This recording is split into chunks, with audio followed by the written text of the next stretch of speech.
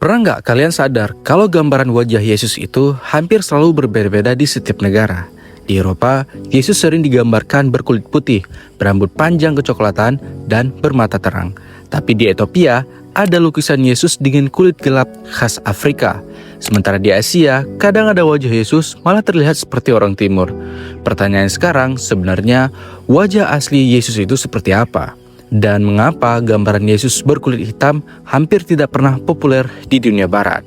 Apakah memang Yesus bukan orang berkulit gelap? Atau justru sejarah sengaja membentuk citra tertentu tentang dirinya? Topik ini sebenarnya jauh lebih rumit daripada sekedar warna kulit. Karena ketika kita membahas wajah Yesus, kita bukan cuma bicara soal agama, tapi juga soal politik, kolonialisme, budaya, bahkan kekuasaan dunia selama ribuan tahun. Alkitab sendiri hampir tidak pernah menjelaskan secara detail bagaimana rupa fisik Yesus. Tidak ada penjelasan tentang warna matanya, tidak ada penjelasan tentang tinggi badannya, bahkan warna kulitnya pun tidak disebutkan secara eksplisit. Lantas kenapa dunia modern justru punya gambaran yang sangat spesifik tentang dirinya? Kenapa mayoritas film, lukisan, dan patung Yesus yang terkenal justru memperlihatkan sosok pria berkulit putih ala Eropa?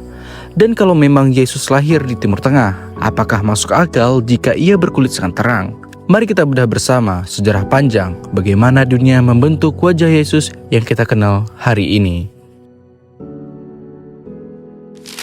Sebelum membahas warna kulit Yesus, kita harus memahami dulu satu fakta penting. Yesus lahir di wilayah Yudea, daerah yang sekarang berada di sekitar Israel dan Palestina. Artinya, secara geografis, Yesus berasal dari Timur Tengah, bukan dari Eropa. Pada masa itu, wilayah tersebut berada di bawah kekuasaan Roman Empire dan dihuni oleh orang-orang Yahudi Semitik. Nah, disinilah sering muncul kesalahpahaman besar. Banyak orang modern tanpa sadar membayangkan kalau orang Yahudi di zaman kuno seperti orang Eropa modern. Padahal kenyataannya tidak seperti itu. Mayoritas masyarakat Yudea saat itu kemungkinan memiliki kulit berwarna coklat, rambut hitam, dan mata gelap, mirip populasi Timur Tengah pada umumnya. Iklim di wilayah itu sangat panas dan kering. Secara biologis, jauh lebih masuk akal jika penduduknya memiliki kulit lebih gelap dibanding orang Eropa Utara. Bahkan beberapa ahli antropologi forensik pernah mencoba merekonstruksi wajah pria Yahudi abad pertama berdasarkan tengkorak kuno dari wilayah tersebut. Hasilnya sangat jauh dari gambaran Yesus ala lukisan Eropa.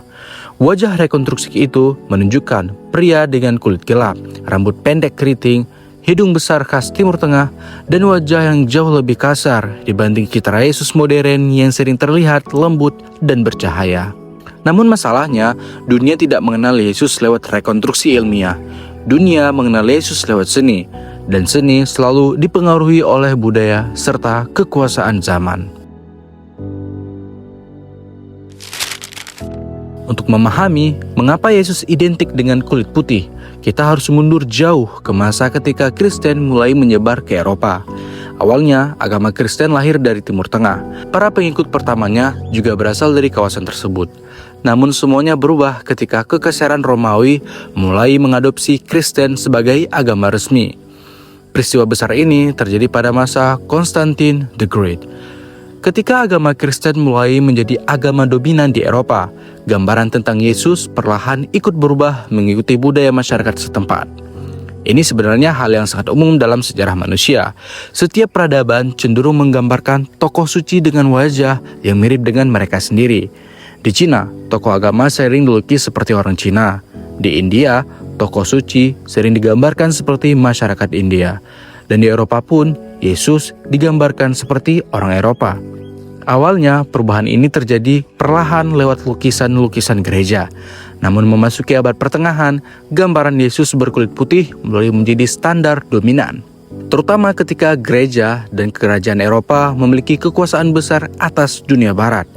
Masalahnya bukan sekedar soal seni, karena lambat laun, gambaran Yesus berkulit putih mulai memiliki dampak politik yang sangat besar.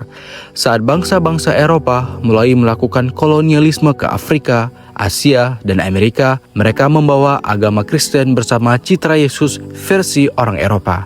Dalam banyak kasus, citra ini secara tidak langsung menciptakan hierarki psikologis. Orang-orang mulai terbiasa melihat Tuhan, malaikat, dan figur sucinya dengan wajah berkulit putih. Sementara bangsa lain justru sering digambarkan lebih rendah dalam struktur sosial kolonial. Disinilah warna kulit Yesus perlahan berubah, bukan hanya menjadi persoalan agama, tetapi juga simbol kekuasaan budaya. Kalau kalian perhatikan, hampir semua lukisan Yesus yang terkenal berasal dari seniman Eropa, mulai dari karya Leonardo da Vinci sampai Michelangelo. Mereka hidup di Eropa dan tentu saja menggunakan referensi wajah masyarakat sekitar mereka sendiri. Akibatnya, citra Yesus ala Eropa makin tertanam kuat di pikiran dunia. Namun ada satu hal yang menarik. Banyak orang mengira lukisan Yesus berkulit putih berasal langsung dari Alkitab. Padahal tidak, Alkitab hampir tidak pernah mendeskripsikan wajah Yesus secara detail. Bahkan dalam beberapa bagian, justru disebut bahwa penampilan Yesus sangat biasa dan tidak terlalu menonjol. Artinya, kemungkinan besar Yesus tidak memiliki penampilan sempurna seperti dalam lukisan Renaissance. Tetapi seni gereja pada masa itu punya tujuan tertentu. Lukisan Yesus dibuat seindah mungkin untuk membangkitkan rasa kagum dan penghormatan umat. Karena itu, sosok Yesus sering dibuat tampan, bersih, bercahaya, dan terlihat agung. Masuk ke era kolonialisme, citra ini makin diperkuat. Bangsa Eropa yang menjajah berbagai wilayah dunia yang membawa gereja, lukisan, patung, dan kitab bergambar dengan versi Yesus ala Eropa. Selama ratusan tahun, inilah wajah Yesus yang paling sering dilihat oleh manusia. Akhirnya, banyak orang mulai menganggap bahwa Yesus berkulit putih.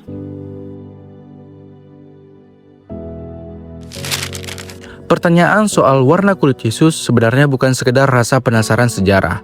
Bagi sebagian besar orang, ini menyangkut identitas dan representasi. Selama berabad-abad, banyak kelompok di luar Eropa merasa bahwa agama Kristen terlalu didominasi citra Barat. Karena itulah di berbagai wilayah dunia mulai muncul gambaran Yesus secara lokal. Di Ethiopia ada Yesus berkulit hitam, di Korea ada Yesus berwajah Asia, dan di Amerika Latin ada Yesus dengan ciri khas masyarakat setempat. Fenomena ini menunjukkan sesuatu yang sangat menarik. Manusia cenderung ingin merasa dekat dengan figur sucinya. Mereka ingin melihat dirinya sendiri di dalam simbol keagamaan yang mereka sembah. Saat ini semakin banyak akademisi Kristen yang mengakui bahwa gambaran Yesus ala Eropa bukanlah representasi historis yang akurat, melainkan hasil perkembangan budaya selama berabad-abad. Namun, karena citra tersebut sudah tertanam sangat lama lewat film, lukisan, dan budaya populer, gambaran Yesus berkulit putih tetap menjadi yang paling dominan di dunia. Di dunia modern, representasi visual sangat mempengaruhi cara manusia memandang identitas, kekuasaan, dan bahkan rasa percaya diri suatu kelompok.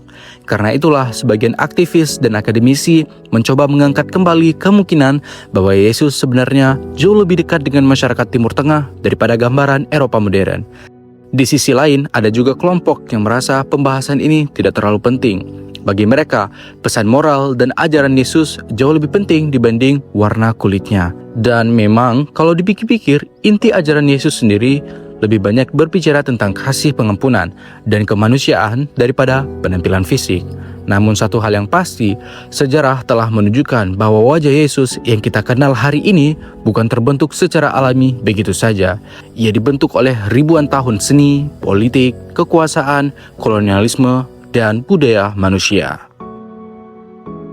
Kalau kalian punya pendapat atau sudut pandang lain soal topik ini, coba tulis di kolom komentar. Mari kita diskusi secara sehat. Terima kasih sudah menonton sampai habis, dan sampai jumpa di video selanjutnya.